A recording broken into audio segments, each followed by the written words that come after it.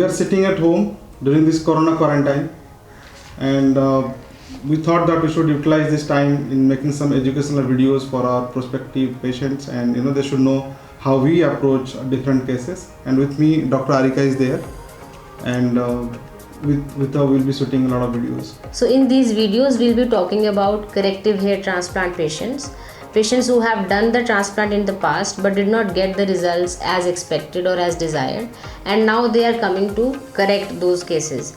So we'll be talking about those patients, and they are generally more challenging than routine hair transplant cases. We'll be talking about them.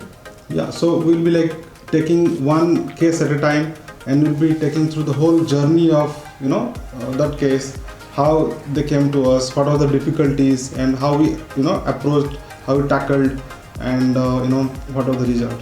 So here we go.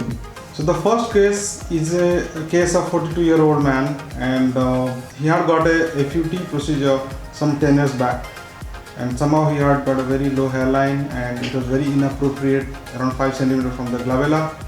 Then the hair was very sparse, the hair which have grown, which are very sparse, and they are very bizarre, differently angled and unruly, and his frontotemporal angle was blunted, so this was kind of feminine. And then his baldness has started on the back side, and also initial baldness has started on the crown, and he had a very big FUT scar. So these are the issues to tackle, and the patient was always very kind of almost in depression, because he thought that hair transplant is not an answer for his problem, and he was keeping the hair very long and hide and combo bow. And his sister was a dermatologist, and somehow she had a lot of trust upon us, and he approached with his sister, and we took the case up.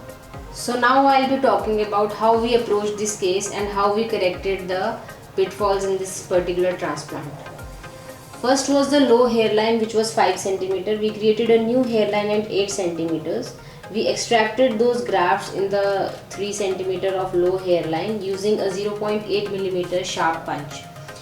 With this, the grafts extracted from here were implanted at the back. We also did extractions from the back and the beard to obtain 4,000 grafts. Those 4,000 grafts were used to build up the frontal scalp, and the density in the mid scalp and crown was also enhanced. The patient was also put on concomitant finasteride 1 mg to prevent the ongoing hair loss and to preserve the existing hair in the mid scalp and the crown. The frontotemporal angle was also corrected, and it was made as per the facial profile. So it was quite feminine and forward in the past, so we made it deeper according to his requirement. So this was the approach. So his results came, and when he came to us after 6 months, he got good results. His frontal scalp was fully covered. He got a new natural looking hairline. The hairline consisted of only single, so it was looking very natural, and it was fully covered from front till the back. There was no see-through within those hairs, so that the skin is visible. Now talking about this frontal extraction sites, technically there was a scar, yes, but practically when we see with the naked eye, or even if we try to look at it closely, the scars were not visible. He had taken very good care of those wounds. He did not go out in sun, and they healed very nicely without any perceptible scarring. Still there were some hair growing in that zone because we did not do very dense extraction.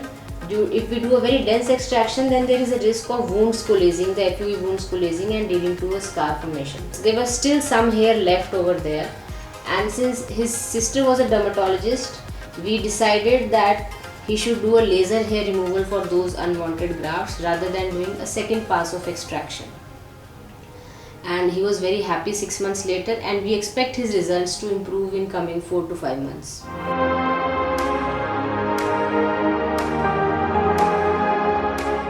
I was so happy, so impressed.